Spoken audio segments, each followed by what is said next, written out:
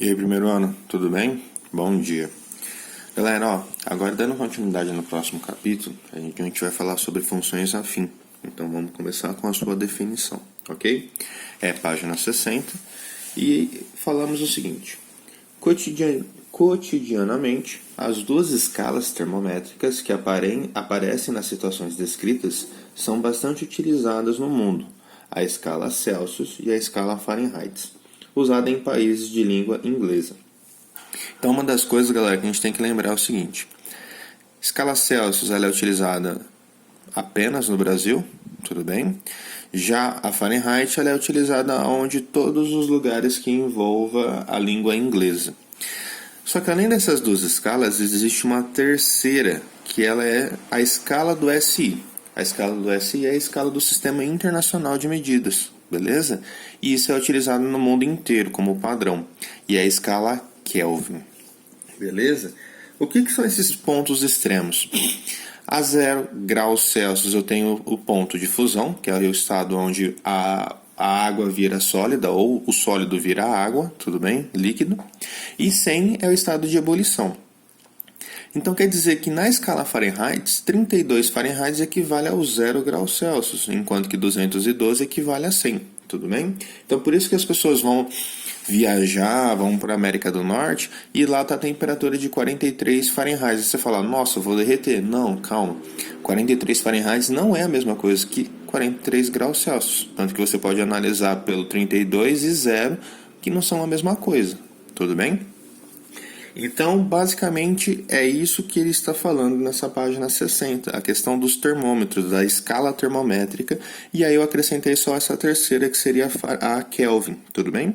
Só um detalhe importante, esse Kelvin não coloca grau, então você jamais vai falar 33 graus Kelvin, é 33 Kelvin, beleza? Professor, até aí de boa.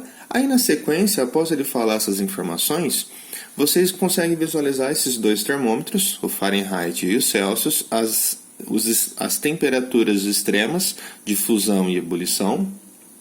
E uma coisa importante de se analisar é que o termômetro nosso, que é o do Celsius, ele é de 0 a 100, quer dizer que ele é dividido em quantas partes? Em 100 partes. Enquanto que a do Fahrenheit, ele vai do 32 ao 212, então quer dizer que existe uma divisão de quantas partes? 180 partes, quer dizer, uma diferença de 180 graus, ok? E uma das coisas que a gente pode fazer é o seguinte: a principal regra é a transformação de temperatura, Celsius em Fahrenheit, Fahrenheit em Celsius, tudo bem? Professor, e como que eu faço para você converter as temperaturas? Você pode deduzir a fórmula. A fórmula já está feita para vocês aí, só que eu gostaria de deduzir com vocês, bem rápido, ó. Lembra daquela ideia de segmentos proporcionais? Eu posso falar simplesmente assim: este segmento pequeno está para o grande, assim como esse pequeno está para o grande. Tudo bem? É segmentos proporcionais. Então, quanto vale esse segmento? Você concorda comigo que é TF menos 32? Então vai ficar TF menos 32 dividido por 212 menos 32, que é esse segmento total. Mas quanto dá isso? 180. Igual TC menos 0, que é a temperatura em Celsius, menos o 0, e 100 menos 0, que é quanto? 100. Eu prefiro usar a fórmula que eu vou passar para vocês agora, que seria qual? Ó, posso multiplicar em x, sem problema algum, então eu terei 100 vezes TF menos 32, equivale a 180 vezes TC, já que TC menos 0 é o próprio TC. Olha a dica. Tá vendo 100? Em vez de você distribuir, passa ele dividindo. Ah, professor, então podia ter deixado ele aqui. Podia. Quem enxergou isso, ótimo. Mas aqui eu só vou passar dividindo, só para facilitar a nossa visão. Por isso que eu passei para ele antes multiplicando. Então vai ficar 180 vezes TC sobre 100. Correto? Quanto que é 180 dividido por TC? Ó, duas casas. Então quer dizer que a temperatura em Fahrenheit menos 32 equivale a 1,8 vezes a temperatura em Celsius. Tranquilo até aqui? Ó, 180 por 100, duas casas, 0 com 0 simplificou, 18 por 10 é só andar uma vírgula uma casa, 1,8. Tranquilo? Agora é só passar o 32 para o outro lado. Então, qual que é a fórmula da temperatura em Fahrenheit? 1,8 temperatura em Celsius mais 32. Essa é a fórmula. Eu acho mais fácil. Tanto que se você pegar do exercício da apostila, ficou 9 temperaturas Celsius sobre 5 mais 32. Se você faz 9 dividido por 5, você tem esse 1,8. Certinho? Professor, mas eu não entendi. O que é esse Fahrenheit e o que é esse Celsius? Esse Fahrenheit é a temperatura em Fahrenheit. Então, imagina assim, eu quero transformar 30 graus Fahrenheit em Celsius. Então, você substitui o TF por 30, acha o TC. Basicamente é isso. Vamos aos exercícios? Na mesma página, ele já vem com o exercício 1, onde ele fala o seguinte. Use a fórmula obtida para determinar a quantos graus Fahrenheit correspondem às temperaturas. Então, no item A, ele fala 25 graus Celsius. Quer dizer que isso é o quê? O TC. Então, quer dizer que eu tenho que o TC equivale a 25 graus Celsius. Eu quero saber quanto vale o TF dele. Então, basta substituir na fórmula. Professor, a fórmula é 1,8 vezes TC mais 32. Substitui os valores. TF é o que eu quero achar. Vai ficar 1,8 vezes 25 mais 32. Então, o TF vai dar quanto? 1,8 vezes 25 é 45. Então, eu vou ter 45 mais 32. Então, a temperatura em Fahrenheit que você avistaria era de 72 Fahrenheit. Então, apareceu 72 Fahrenheit, você já sabe. Pô, tá 25 graus Celsius. Tranquilo? De boa? Fácil? Ótimo. Vamos pro B? O B... eu quero que vocês façam. Sacana, hein, professor? Só pra vocês brincar um pouquinho, mano. Senão vocês não tem nada pra fazer. Ainda na mesma página, vocês têm o exercício 2. E o exercício 2 fala o contrário. Qual a temperatura em graus Celsius que corresponde a 95 Fahrenheit? Para responder essa questão, tente primeiro isolar TC. Agora calcula TC. Tá. Então, basicamente, ele só quer que você modele a fórmula. Por exemplo, você não sabe que a fórmula da temperatura em Fahrenheit é 1,8 vezes a temperatura em Celsius mais 32? Como você quer saber a temperatura em Celsius, basta você deixar ela isolada. Então, passa esse 32 para o outro lado. Então, eu vou ter TF menos 32 é igual a 1,8 temperatura em Celsius. Como eu quero temperatura em Celsius sozinho, eu passo 1,8 dividindo. Então, agora, o que eu vou ter? Eu vou ter o seguinte. Ô, professor, nossa, mas dividir por 1,8 achei complicado. Realmente, isso seria complicado. Então, o que eu aconselho vocês a escreverem aqui? Eu aconselho vocês a escreverem na forma fracionária. O que é 1,8? Não é 18 sobre 10? É verdade. Então, isso daqui ficaria o seguinte. TF menos 32 é igual a 18 sobre 10 vezes a temperatura em Celsius.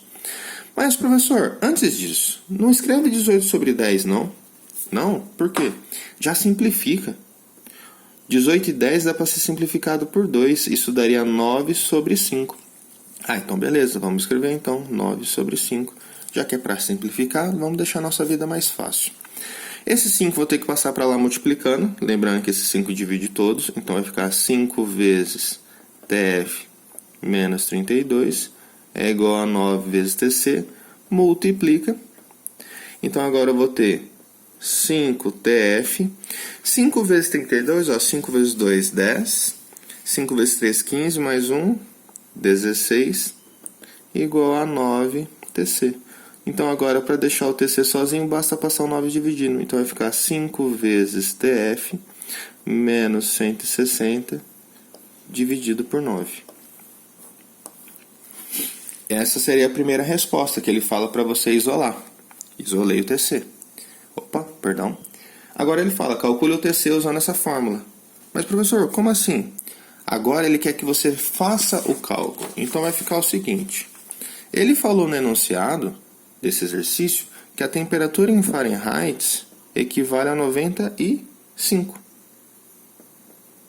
e ele quer saber quanto vale o TC equivalente a 95 Fahrenheit. Usa a fórmula que a gente acabou de deduzir.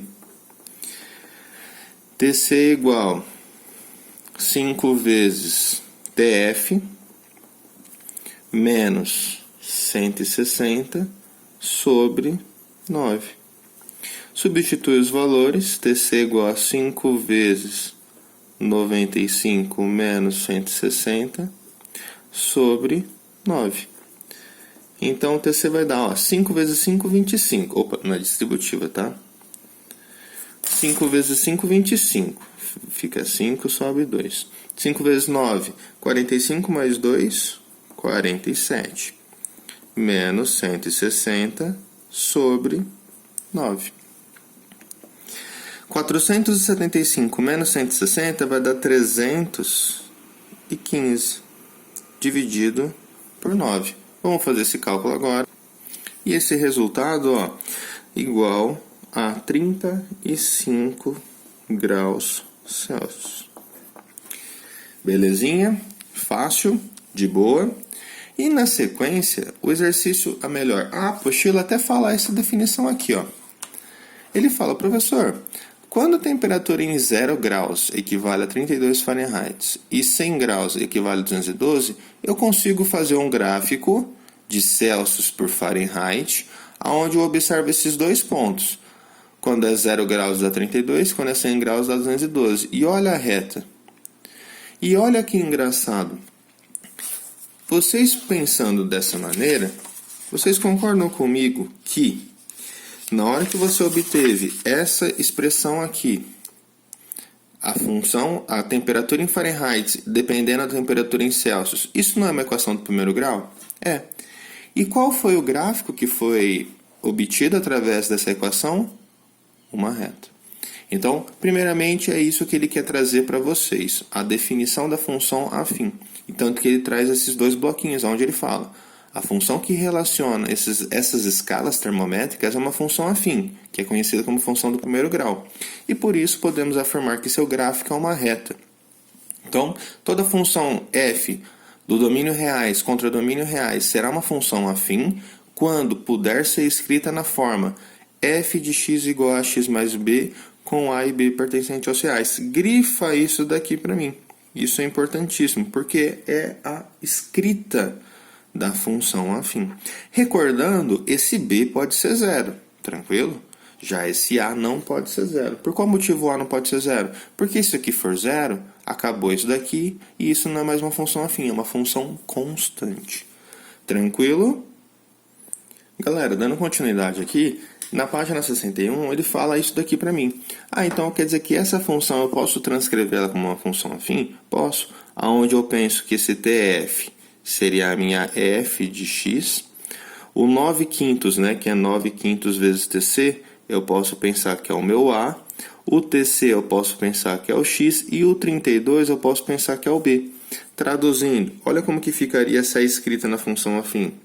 F de x é igual a vezes x mais b. Aonde o f de x é quem? A temperatura em Fahrenheit. Quem é o A? 9/5. Quem é o x? A temperatura em Celsius. E quem é o B? O 32. Fez sentido? De boa? Nossa, professor, realmente, então isso daí é uma função afim. Aí, dando continuidade, ele fala assim: acompanhe a situação a seguir. Uma empresa de publicidade consultou duas gráficas, A e B, para fazer o orçamento para a produção de folhetos de propaganda. No gráfico A, o custo de montagem do folheto era de R$ 150 e cada folheto custava 30 centavos. Na gráfica B, o custo de montagem do folheto era de R$ 90 e cada folheto custava 50 centavos. Escreva a expressão que fornece o custo de produção em reais de X panfletos para as duas gráficas.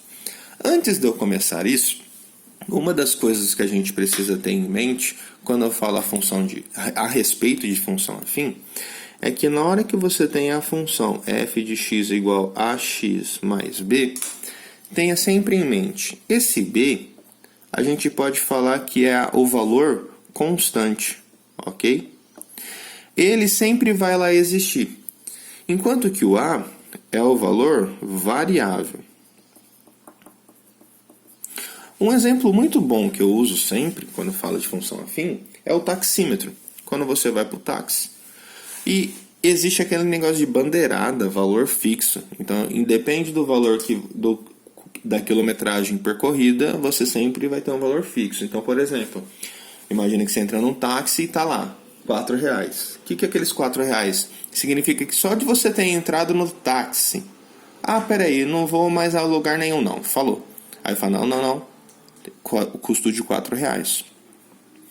Peraí, então quer dizer que esse é um valor fixado, independe da quilometragem que você vai correr.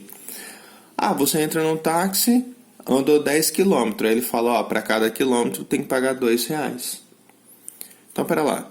Então quer dizer que para cada quilômetro eu percorro eu gasto R$2, quer dizer que esse é um valor variável, onde o x, no caso, representaria a quilometragem, multiplicada por esse valor, que é a variável, que é os R$2. Então, peraí, para esse exemplo que eu acabei de criar, a função seria f de x, que é o valor, tudo bem? Igual a 2 vezes x mais 4, onde esse valor é o fixo, ok? Que a gente chamou de bandeirada. E esse 2 é o valor variável, que é o quilômetro rodado, tudo bem? É o preço. Enquanto que o x era a quilometragem. Tranquilo? Então, voltando para o exercício, agora a gente já tem uma ideia legal de como elaborar a construção das fórmulas. Porque ele falou o seguinte, na gráfica A, o custo de montagem do folheto era de R$150 e cada folheto custava 30 centavos. Então, peraí, o que é fixo, o que é variável? A montagem é o valor fixo. Então, quer dizer que esse mais 150 me representa a ideia do B, o fixo. E o que é o variável? É a quantidade por folheto. Cada folheto custava 30 centavos. Então, peraí, quer dizer que é 0,30 vezes quem? Eu posso chamar de x. Por quê? Ele falou, escreva a expressão que forneça o custo de produção em reais de x panfletos. Então, quer dizer que esse x é o número de panfletos. E quem que é essa função? Como ele chamou de custo, eu vou chamar de C. C de x. Só que como eu estou com duas empresas, eu vou especificar mais ainda isso. Então, eu vou chamar isso aqui. Opa, esqueci que a câmera vai junto. Eu vou chamar isso de custo de A de x. Tranquilo? A mesma coisa eu vou fazer para o B. Como que seria a fórmula do custo de B? Vamos lá para a expressão do B. Na gráfica B, o custo de montagem do folheto é R$90. Ótimo. Então, o valor fixo é os R$90. E por panfleto é 50 centavos. Então, quer dizer que é 0,50 vezes x. Tranquilo? Acabei de obter as duas expressões. Aí agora ele fala assim, complete a tabela com os custos. Tá acabando a bateria. Complete a tabela com os custos de ambas as gráficas para cada quantidade de folhetos e escreva os pares ordenados, quantidade de panfletos, custo, para cada gráfica. Então agora vocês vão preencher a tabelinha. E essa tabelinha eu acredito que seja bem fácil. O que vocês vão ter que fazer? Vocês vão perceber que lá na tabela tem a coluna quantidade de panfletos, que já está preenchida, 0, 100, 200, 300, 400, 500, 600. E essas duas outras colunas, se vocês analisarem, essas duas primeiras a respeito da gráfica A e as duas últimas a respeito do gráfico B. Da gráfica B, perdão. Então, o que você vai fazer? Custo da gráfica A, eu vou te ajudar na primeira linha, tudo bem? Então, isso aqui seria a representação da primeira linha. Nossa Senhora! Que linha bonita. Então, só deixa eu pegar a régua para ficar mais fácil, né? Então, na primeira gráfica, ou melhor, na primeira coluna, é a respeito do custo da gráfica A. Então, o custo da A. Tudo bem? E como que eu preencho mesmo? Professor, simples. Qual que é a fórmula? 0,30 vezes x. Então, eu vou fazer 0,30 vezes x. Qual é a quantidade de panfletos no início? 0. Mais 150. Peraí, 0,30 vezes 0 é 0. 0 mais 150. Então, o custo da fábrica A é de 150. Ok? Aí ele fala assim, qual é o par ordenado? É simples. O par ordenado é quando você tem 0, quanto você tem de custo? 150. Pronto. Professor, então agora vamos fazer do custo do B. Tá, o custo do B seria o seguinte. Eu tenho 0 também, não é? Então vai ficar 0,50 vezes 0. Mais quanto? 90. Peraí, 0,50 vezes 0 é 0, mais 90 dá o próprio 90. Então, quem é o par ordenado da gráfica B? Quando ele produz 0, vai dar quanto? 90. E eu quero que vocês façam isso, o mesmo cálculo, para os demais valores, 100, 200, 300, 400, 500 e 600. Lembrando que a fórmula do A é sempre 0,30 vezes x mais 150. Então, por exemplo, no próximo seria 0,30 vezes 100. Vamos fazer ele, né? Rapidinho. 0,30 vezes 100 mais 150. Ó, 0,30 vezes 100, duas casas cancela com um 100. Então, ficaria 30 vezes 1. Então, essa resposta dá 30. Mais 150. Quanto? 180. Então, peraí, qual é o par ordenado? Quando eu faço 100 panfletos, qual é o valor? 180. Tranquilo? Aqui é a mesma história. 0,50 vezes 100, que agora o número de panfletos é 100. 50 vezes 100, duas casas cancela com um 0, quer dizer que isso daria 50. 50 mais 90, 140. Professor, então quer dizer que quando eu uso 100 panfletos, eu obtenho R$140 de custo. Se vocês analisarem, parece que a fábrica A, ela sempre vai ser mais cara. Será que isso sempre vai ocorrer? É isso que eu quero que vocês encontrem. Completem para mim essa tabela, que seria a resposta do item B. E no C, eu quero que vocês construam o gráfico. Onde o X ele me representa esses valores, tudo bem? A respeito do número de panfletos. E o Y seria o custo que a gente está tendo por cada panfleto. Galera, aí já no item D, ele é um pouco particular a resposta. Então eu vou ler com vocês para dar um auxílio. Ele fala assim: consultando a tabela, constatamos que as duas funções têm o mesmo valor para certa quantidade de folhetos. Como esse fato se apresenta no gráfico? Então, vocês, depois de construir o gráfico, vocês vão ver o que aconteceu para que essas duas funções tenham o mesmo valor. Graficamente, o que ocorreu? É isso que eu quero a resposta de vocês. O segundo ponto fala assim: obtenha o par ordenado comum utilizando apenas as funções. Dica: se os custos são iguais, significa que as funções têm o mesmo valor. Ou seja, C de AX é igual a C de BX. Traduzindo, quer dizer que esse valor e esse valor são iguais. Já que eles são iguais, eu posso igualar essas duas expressões. Tudo bem? E na hora que você faz essa igualdade entre as expressões, você vai determinar o valor de x. Professor, descobri o número de panfletos. E agora, para descobrir o custo? Os custos não são iguais? Então você pode aplicar em qualquer uma das duas funções. Aplique em qualquer uma delas. Veja o custo. E veja se esse resultado bateu com o seu gráfico. Tudo bem? E aí no item E, ele fala em que condições o preço da gráfica A é mais vantajoso. Aí também é uma análise gráfica. Fechou? Então, pessoal, na sequência ele fala um pouquinho sobre a função constante. Beleza? Então, só deixa eu mostrar para vocês aqui. Ele nos fala isso. Professor, função constante. A função constante...